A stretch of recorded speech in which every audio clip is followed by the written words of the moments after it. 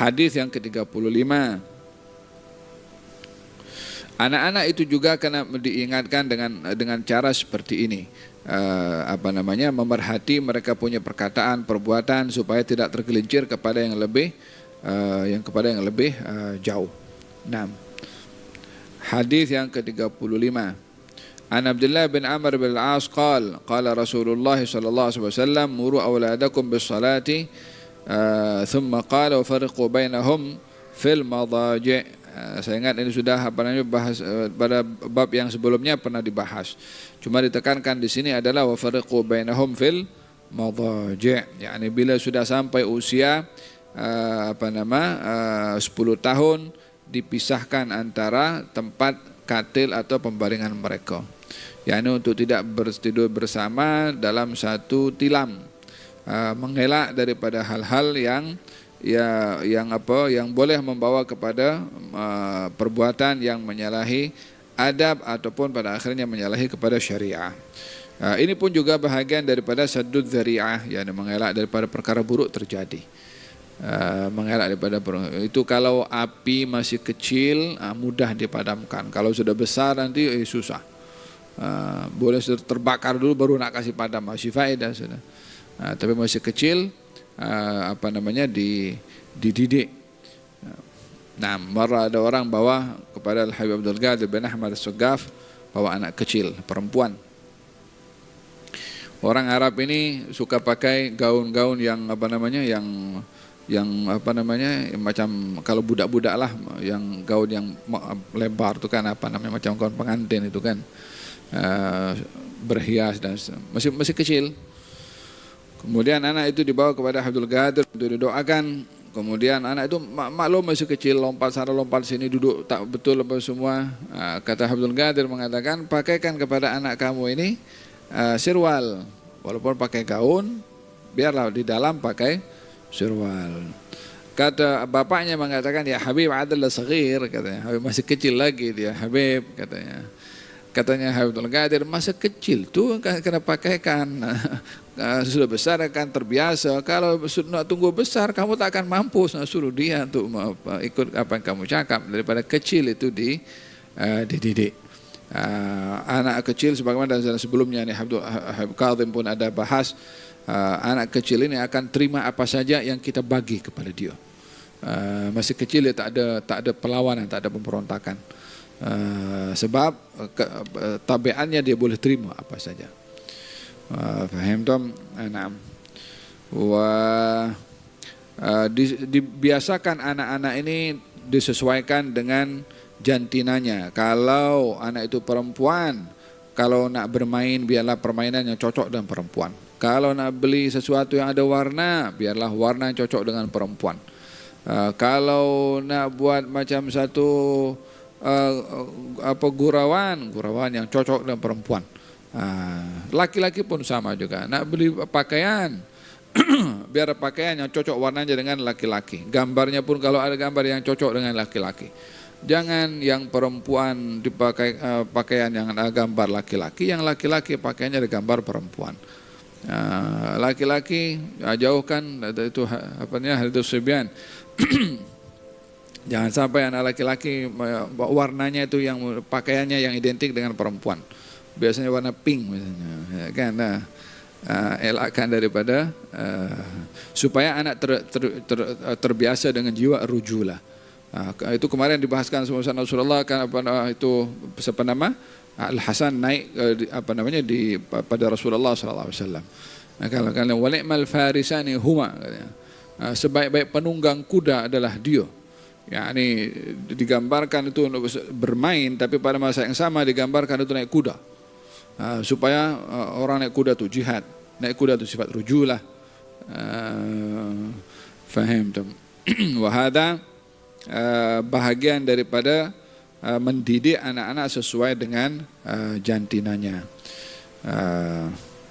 Nah, banyak hal-hal yang berlaku bila pergaulan anak tidak dikawal. Anak laki-laki banyak bergaul dengan perempuan, contohnya mungkin adik-beradiknya semua perempuan, tanpa dikawal dengan orang tuanya, sehingga anak itu mempunyai jiwa seperti perempuan, sehingga tutur katanya, gerakannya, cara nada suaranya, atau anak laki-laki atau anak perempuan yang selainnya anak laki-laki, sehingga yang anak perempuan ini bergaul dengan suaranya laki-laki macam laki-laki.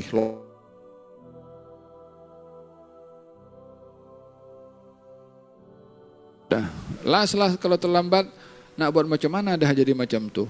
Tak dididik daripada awal. Nanti cari dalil pula macam mana nak memperbetulkan sikap. Daripada awal diri Allah Subhanahu wa taala menciptakan anak itu dalam keadaan fitrah. Kalau laki-laki ya laki-laki, kalau perempuan ya perempuan. Tak mungkin ada perubahan daripada laki-laki macam perempuan atau sebaliknya, melainkan ada mukaddimah di awalnya. Faham tuh. Kambing itu kalau lahir ya kambing, tak mungkin jadi lembu, sebabnya dua entiti yang berbeza, tapi akan berubah perangai bila lingkungan membentuk. Nah, hadis yang ke-36. Ittikhadul asalib al-munasibah fi mu'alajat al-akhta' aw nafsiyatihim, mengambil pendekatan yang sesuai dalam menangani kesalahan dan kejiwaan seseorang. Semalam saya ingatkan bahwasanya di dalam menegur anak-anak bila berbuat salah, jangan sampai teguran itu menyebabkan mereka frustasi atau menyebabkan mereka jadi takut atau terkena bahagian psikologinya, sehingga anak itu jadi trauma dengan cara orang tua mendidik. Katalah kalau ada orang dididik itu dengan selalu dipukul. Lama-lama anak-anak itu antara dua, akan jadi penakut atau jadi orang yang pemberontak. Karena kerap dipukul dia akan takut selalu. Atau kalau di sebaliknya, dia akan punya jiwa macam memberontak, nak melawan karena selalu dipukul. So antara dua itu. Fil hadis hadis yang ke-36, Anas bin Malik radhiyallahu anhu qala khadamtu an-nabiy sallallahu alaihi wasallam 10 sinin fama amarani bi amrin fatawanaitu anhu aw dhayya'tuhu falamani fa in lamani ahadun min ahli baitihi illa qala da'uhu falau qaddara aw qala qudiya law qudiya an yakuna kana. Kalau Anas bin Malik meriwayatkan, aku telah berkhidmat kepada Rasulullah 10 tahun katanya. Sallallahu alaihi wasallam. Selama 10 tahun baginda tidak pernah menyuruhku melakukan sesuatu, lalu aku lengah-lengahkannya untuk melakukannya secara cuai, kemudian baginda sallallahu alaihi wasallam mencelaku. Tak pernah Nabi mencela, walaupun Anas tidak penuhi apa yang diperintah oleh Nabi. Melakukan kesilapan, cuma diukur kesilapan itu dengan umur. Beza orang dewasa melakukan silap dengan anak-anak. Orang dewasa melakukan kesilapan ditegur oleh Nabi dengan teguran yang tegas, sebab akalnya sudah cukup matang untuk berfikir. Mu'ad bin Jabal ketika menjadi imam dan sholatnya panjang bacaan suratnya, maka dimarah oleh Nabi dengan tegas, kau nak buat fitnah ke? Faham tuh. Jadi teguran itu adalah teguran yang tegas karena mengajak orang untuk berfikir. Tapi anak-anak lebih disentuh emosi dan perasaannya untuk dapat mendengar. Yang kalau disikapi dengan keras, kekhawatirannya tadi itu, imma akan jadi anak yang penakut atau jadi anak yang memberontak. Sikit-sikit tengking, sikit-sikit tengking, sikit-sikit dia terpukul, dia punya psikologi. Depan bapaknya mungkin dia akan takut, di luar dia maki-maki habis. Mungkin dia cerita dengan kawannya tentang perangai bapaknya, ya kan? Berapa banyak orang cerita bapak aku begini, bapak aku begitu, bapak aku begini, begitu. Tapi kalau anak itu dididik dengan dengan betul, dia merasa bangga dengan bapaknya. Dia akan merasa teruja dengan bapaknya. Dia akan sentiasa ingat pesanan bapaknya, bukan diceritakan keburukan bapaknya. Fahim dong? Katanya kemudian katanya, dan jika ada seorang yang daripada keluarganya mencelaku, yakni memarahi aku, Nabi justru mengatakan biarkan dia, masih dibela oleh Nabi SAW. Sekiranya perkara itu telah ditakdirkan atau sudah diputuskan, maka pasti ia akan berlaku. Dalam hal ini baginda Rasulullah SAW bermaksud untuk menjaga perasaan anak supaya tidak dibiasakan ditegur dengan dimarah. Anak jangan dibiasakan teguran dengan marah. Tapi kan ada imbangi.